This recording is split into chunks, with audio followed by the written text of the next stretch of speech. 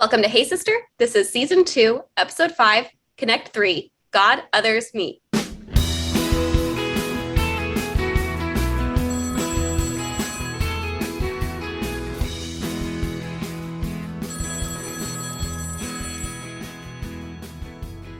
Hey, sister. Hey, sister. Thanks for joining us. I'm Courtney Lewis. And I'm Carly Ferguson. Welcome to our Sisterly Phone Call Inspired podcast. Hop on our calls each week as we interview qualified guest experts and discuss the meaningful and sometimes mundane aspects of our lives. We're so excited to connect with you, sister. Let's get talking.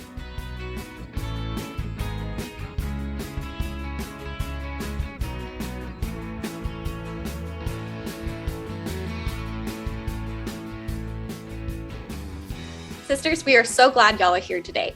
Y'all are in for a real treat. As you know from our first several episodes, this season, our emphasis is all about our connections. We are excited to really dive deep into how to strengthen connections with specific people in our lives across a variety of day-to-day situations. But before we can talk all about the ideas for creating and building connections, we really need to understand what a connection point is and find our own motivation to strengthen relationships. That's where our guest comes in. Courtney, can you introduce our sisters to today's amazing guest expert? Absolutely. We are joined by go-getter Rebecca George today. Rebecca is the founder of Radical Radiance, a podcast community where listeners are equipped to blend what they love with the Jesus who makes them shine. She is a podcaster, speaker, and author whose greatest joy in life is discipling others to pursue their passions in a way that builds the kingdom. And speaking of being an author, we are especially honored to have Rebecca on with us this month because Rebecca's new book, Do the Thing, Gospel-Centered Goals, Gumption, and Grace for the Go-Getter Girl, just barely released on April 4th. We are excited to learn from her today and feel her passion and gumption to motivate us to be go-getters as we embark on making connections in our lives as we set out to accomplish our goals, wherever our callings in life take us. All that said, Rebecca, welcome to Hey Sister. Oh, Courtney, Carly, I'm so happy to be with you. Thank you so much for having me. Well, we're so excited and congratulations on the launch of your book. Thanks, friend. I'm super excited about it. That's awesome. Could you tell us a little bit more about yourself?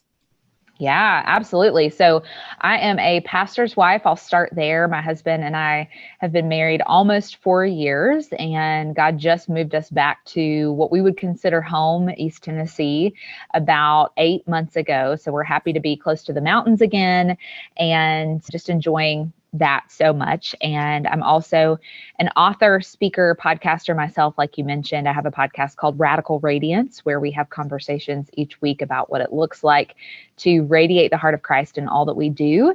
And that kind of relates to the book, right? Of like, what does it look like to use our gifts and talents to the glory of God and to advance the gospel and build God's kingdom? And so I love having conversations around that.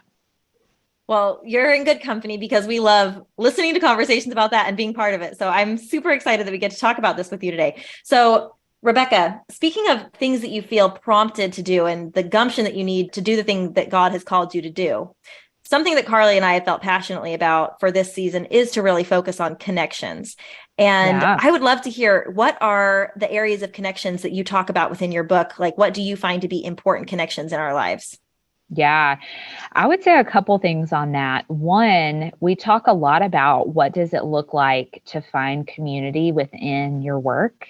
I think that can be a challenge for many of us, whether you relate to the podcasting, speaking world that we live in, or maybe God has you doing something totally different. There's a lot of things that we can experience that I don't know that God ever intended for us to the degree that we experience them today, like comparison and envy and some of those things that we really struggle with. And so we talk a lot about what does it look like to genuinely cheer for other girls in our industry doing what we do, and seeing that from the perspective and the eyes of they are a fellow sister in Christ, as you guys love to talk about, and God has uniquely gifted them with gifts and talents that they are using for the glory of God. And that's a win for the kingdom. Right? And that will never not be a win for the kingdom of God. A good example that I can share is long before I signed a book contract and started writing Do the Thing, I walked alongside several of my friends that got to write books before I did. Right? And God didn't call me to write those books. And that's the harsh reality that we all have to kind of reckon with as we kind of experience those moments of maybe comparison or envy in our calling. And so I love having conversations about what does it look like to do that well, because it can be a challenge.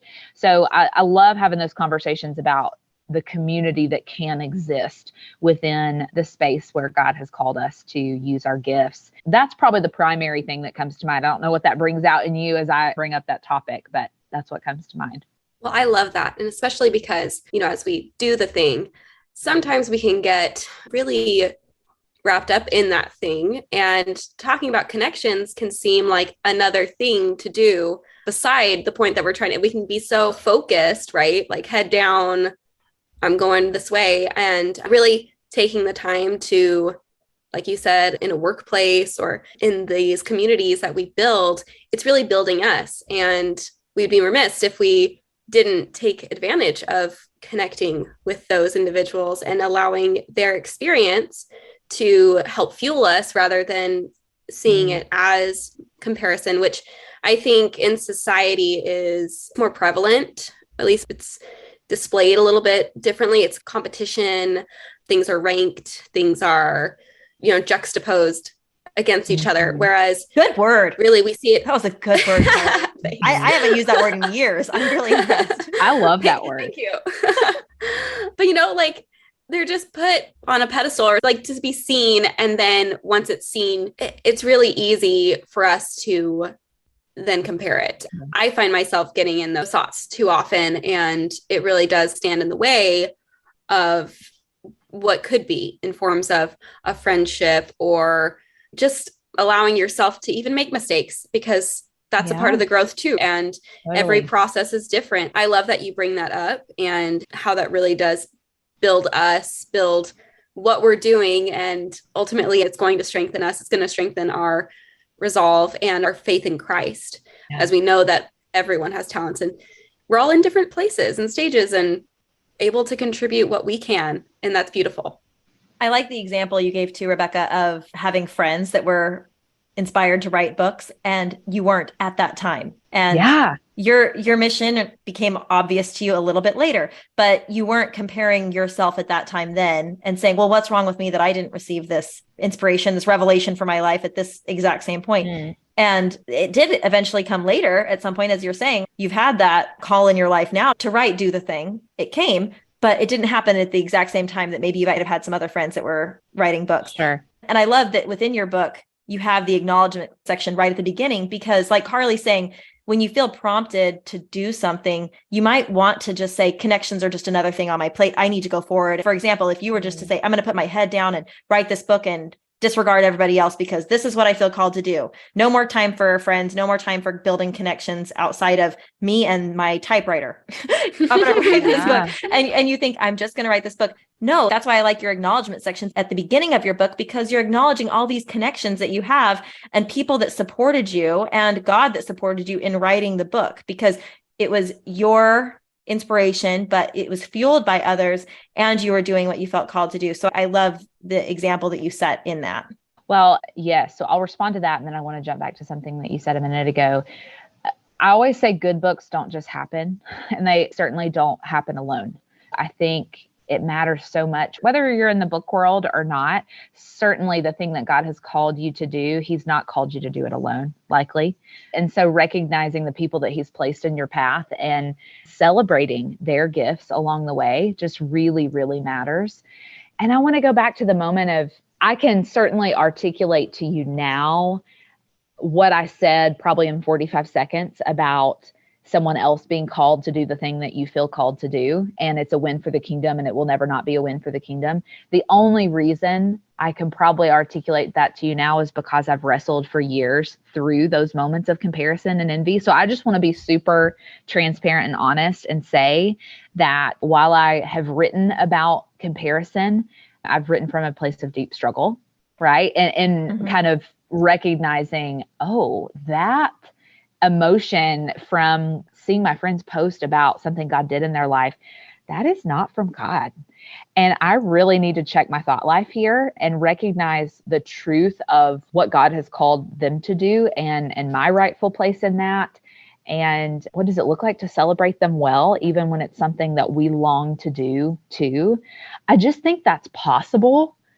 And I don't know that we oftentimes will arm ourselves with the truth that we need to turn from that in the moment, right? I don't so much think that that we'll never experience that ping of an emotion that might not feel real good or that comparison, but where are we turning when we do, right? Are we just letting ourselves wallow, or are we talking it out with friends who also have that longing and we're just continuing to struggle? Or are we stepping back and saying, okay, God has uniquely gifted me with a set of gifts and talents that I get to use for his kingdom at the pace and the time in which he has planned for that specific thing. And let me be faithful in my own lane and cheer on another fellow sister who's doing the same, right? And celebrate her along the way. Amen. Love all that. Yes. Yeah. And we are all going in these lanes, right? And there are times where we're alongside each other, we're intersecting, we feel like we're coming in contact with our friends, our sisters, and just when we're there with them, making sure to be present, I think, too, and hearing what's going on in their lane and being able to give them that place. Like, they are doing this and I'm not doing that, and I'm doing these other things. And I can bring that up either now or at a different point in the conversation where it fits. But I do appreciate you also being authentic and saying that there's been that struggle. And I think that's really good, because as we work with this, it's a matter of forward progress. Yeah. Right. You're just striving. And that's what we're all trying to do. And that's why it's so good to talk to you today, and that we'll continue talking about this, because connection seems like it could be such an easy thing. I feel like you look at kids on the playground and they're like, hey, you want to play? You want to be friends? And then they're just like, okay. And then they like play. Obviously, there are so many dynamics even within that. What game do we play? Do we play the same game? Or are we doing something else? And even today, as adults, we're finding that we've got different dynamics going on, different stresses in our lives. We may not share some of the same beliefs, but we do believe in Jesus Christ, and we are striving together to do our best. And just like being able to connect during those things, in spite of some of the things that are going on, is truly possible. So I love in your book, you have this visual, and I'm a very visual person, and you talk about a Venn diagram of what matters to us, matters to God, and what matters to other people, and those connection overlapping points. I'm really interested to hear more about your take on that. And could you just elaborate a little bit more on those things? Sure, I would love to. So I sometimes struggled to really be able to articulate, okay, this is what God has given me to steward this side of heaven. And this is what I feel like God has to say about that. And this is how I am serving maybe a practical need in the world. How do I articulate my calling? I think that can feel pretty confusing and maybe even big and scary to some of us. So as we begin to have this conversation about how are we using what God's given us for his glory, I felt like there needed to be a visual. Like you're saying, I'm a very visual person as well. That's how I learn. And so the Lord just gave me this Venn diagram, as you've described. I remember I probably used this type of tool in maybe middle school when you're comparing and contrasting different things. And so you said it really well. You laid it out for us. But the first bubble says what matters to you. And so I love taking time with readers and just in coaching conversations to really dream about what matters to you. What do you feel naturally wired to do? What do you lose track of time when you're doing maybe that particular thing? I would imagine for you, Courtney and Carley, having conversations like this probably feels really life-giving to you. You could probably lose track of time. You feel naturally wired to do this work, right? And so that might be something that might go in your first bubble. It was for mine. And then the second bubble says what matters to God. And that's where we really just search the scriptures to really take a look at, okay, how does what matters to me line up with what matters to God and what we see in his word? And so as a communicator, as someone who writes and speaks, God desires that the gospel continues to spread and go forth. And so that would be something that would certainly be in my second bubble of what matters to God in the context of my own calling. And then the third bubble is what matters to other people. And I think sometimes this takes some intention to really sit back and think about the place in which God has planted your feet today in this season. We know that could change in the future, but wherever you are today, what are some practical needs that you see in the world that you can maybe connect the dots and see how you are wired and how what matters to you can also serve a need that you see in the world. And so the connection point between all those three bubbles, what happens in the center of that Venn diagram, that's the goal that we're mining for. And so if you hear me describe this today and you think, man, I don't know what mine would be, I think that's the greatest question you could start with, is just beginning to walk down that trail and find those breadcrumbs along the way. This has been something that I know has evolved in my own life over the last few years. And I have no doubt a decade from now, it will look different than it does today. Right. But again, just trying to find that connection point and really define, what do I feel called to do in this season? I think that can feel confusing for so many of us. So I think this exercise can bring some clarity. I love that. I think a word I tend to spout to my husband often is like conflicted, because there are times where the needs or what matters maybe to somebody else is not what matters, or I feel is mattering as much to me at that moment, so it's hard because I'm conflicted. So I love being able to think through that and discern what are those things and how do those overlap. And so you don't feel conflicted, you find that middle point for them. I do have a question though, because it says others, right? And that's a pretty broad net Sure. of people. How would you further define that a little bit? Yeah, that's a great question. I think that's a little bit dependent on the season and the assignment that you're talking about. For maybe a stay-at-home mom who feels called to stay at home and nurture and disciple her children, that small circle is probably going to be the what matters to others. That's going to be your people group that God maybe has called you to serve in this season. God, in this specific season of my life, has called me to a more public platform where I speak and write to the masses of people. That's part of what he's called me to do. And so that some days feels a little ambiguous until I begin to dream about, like, who is really the woman that God has called me to write to. Getting real clear on that really matters if you're doing something in a more public sphere. I think it can also mean some of the more mundane, insignificant people groups that we might not initially think of. Like maybe God has called you to lead a small group within the context of your local church. That might feel small in comparison to having a conversation on a podcast. And I think that's because we have placed value systems on things that are very different than the way that God probably views things, right? Like I often say, I have no doubt that in the eyes of God, some discipleship conversations with a college student walking through a tough moment in their calling or figuring out that for the first time, or walking through a breakup and discipling them through that, probably has been more significant in the eyes of God than any moment I stood on a stage. And so I think we put some, at times, unhealthy labels on things like that. And so I would recommend, as you walk through this exercise, to really think about the different people groups that God has called you to in this season. So for us, a piece of that is our Facebook followers, right? Because God has called us to this work where we get to have conversations with people that we otherwise would never meet. For a listener, that might be a group of women in their local church and the children and their spouse within their own home, right? So that's going to look different for each one of us, I think. Mm-hmm.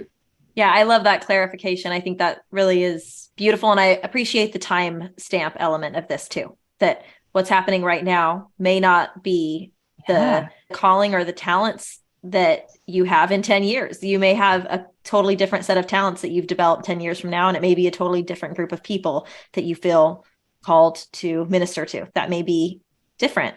And if you think of your own life and where you were 10 years ago, or where you picture yourself 10 years from now, sometimes thinking back on the past, it's easier to have revisionist history and see, well, this is what my life looked like then. And I can see now why I had those talents, or why I went to that college, or whatever the situation may be. You can see the difference that you were called to make. Maybe you can, maybe with prayer, you'd be able to, but I think looking into the future and seeing, okay, well, what do I want to do in the future? But focusing really right now in the present, what are the talents I have now?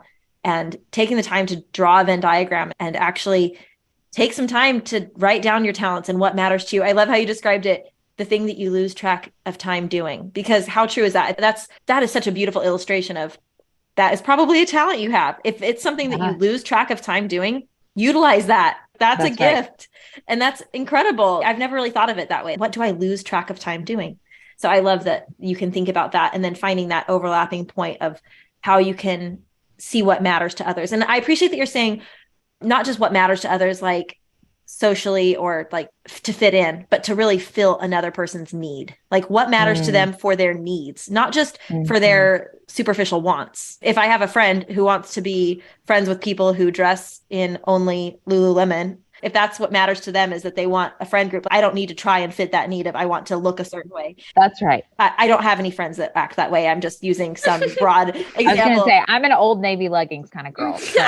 Yeah, I'm just like, if somebody cares about what their friends look like, that's not the things that we're talking about, what matters to them. We're talking about what fills another person's true needs. Anyway, I like that you clarified not just what matters to others, but what really serves them.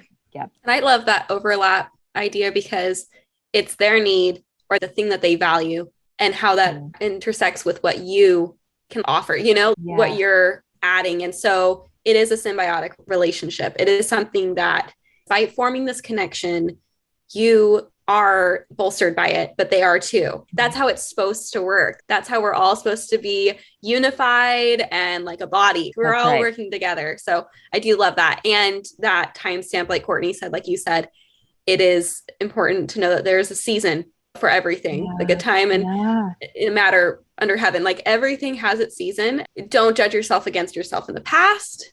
Try to stay present with what you're doing and know that the season is to be enjoyed. I love that your book really does give you that gumption, that excitement to go out there and do the thing. I love that. We totally believe that we need to help others to feel that way because we all have so much to offer and to give and to receive. And it's just a beautiful thing that we can do together. So speaking of this go-getter mentality and the book that we keep referring to, Rebecca, could you actually tell our sisters where they can find your book and how they can connect with you? I would love to. So you can grab the book on most of the online retailers that you probably shop with, Amazon, Barnes & Noble, Christian Book, and I would love to have you go grab it. And we are actually doing a series that I'm so excited about on the Radical Radiance podcast, where we're going to be going through each individual chapter of the book and having a really pointed conversation about that topic. And so those are going to be releasing week after week. We just started a couple weeks ago, and so all of those will be coming out for you. So if you're reading the book and you're thinking, man, I just need more conversation around this particular topic, that is ready for you. And another fun thing about the book that I love that my publisher did is we actually did a 6-session interactive video series that goes with the book. So after every 2 chapters, you get a QR code that you can scan and go watch a video for 5 or 10 minutes of me just kind of being a cheerleader to you throughout your experience in the book. And whether you're doing it alone and you just need that extra little oomph, or you're doing it in a book club or a small group and you want a little word from me to kick off your sessions together, that's a great place to find that extra bonus content as well. So yeah, Radical Radiance Podcast, anywhere you want to buy the book. I am also probably the most active on Instagram, and my handle is @RebeccaGeorgeAuthor. Awesome. And I love your Instagram little clips, and they really are. It's like having your own little pocket-sized Rebecca cheerleader. I love it. So yeah. Thank you for all the cheerleading you do for us when we're driving in our lane, but also trying to find those intersecting Venn diagram points. I love all these visuals that we've had today. They're just floating around in my head. Rebecca, what other messages would you leave our sisters with today, or do you have a call to action that you can issue for our sisterhood? I love it. The thing that's coming to mind as we've had this conversation is just those moments where maybe we're struggling to see the outcome, right? Like we're being faithful in our lane. We're watching our fellow sisters be faithful in their lanes. And I think so many times we feel like it's all on us. And so I just want to encourage all of the sisters listening of just a reminder that we get to partner with God in using our gifts and talents for his glory. And that's such a beautiful thing. And the deeper truth in that, and this is a quote from the book, the outcome is his, right? It's not all on us or up to us. We get to partner with him and use our gifts, but the obedience, the next step of faith that God's calling us to take in our calling, that's ours. The outcome is his, the obedience is ours. And so I think as we move forward, that would be the parting encouragement that I would give. I love it. Thank you so much for joining us today. It has truly been such a pleasure to learn from you. Oh, I've loved this conversation. Sisters, we encourage you to check out the resources Rebecca has available, her book, and also if you go check out her website, I want to give a little plug for Rebecca's website, radicalradiance.live. Rebecca has a ton of great resources there, including free resources like an Advent study, a devotional journal, and there's also a Spotify playlist that I just loved. I love that you include that, because how often in our lives are we finding ourselves listening to music that just is not uplifting? And I know we've had an episode in season 1 about the power of music in our lives, but I love that you include a Spotify playlist that has uplifting worship music, so that if you want to go find a great playlist of music, go check out radicalradiance.live so that you can see some of Rebecca's favorite music that she recommends. I love it.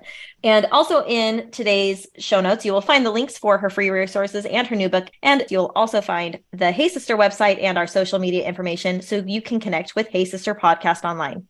You will also find in the show notes a description of today's episode and a minute marker timeline, so you can jump back in to any favorite parts when you want to re-listen. We encourage you to share today's episode with a friend. Leave us a 5-star review if you feel so inclined, and come back and join us next week as we talk about how to strengthen connections in the role of motherhood. We'll talk to y'all next week. Bye-bye, sisters. Bye. Bye. We encourage you to share today's episode with a friend. Carly, will you take it from here? My kids have also been screaming at the door. So, Mom! I've been muted for a reason. Mom! Do you have more control? Rebecca, you'll take it from here. Just kidding. Hold on, let me just excuse my kids, and I've got this one last paragraph. Oh, you're good. And then you all get a chocolate. Gosh. Oh, do you have to go potty? Do you have to go potty? Rebecca, just so you know, this has never happened to us before. I'm usually asleep. Oh, girl. I couldn't be more not worried about it. Thanks, Thank Rebecca. you, It's been great to talk ladies. to you. I Bye-bye. loved it. Bye. Love you too. Bye.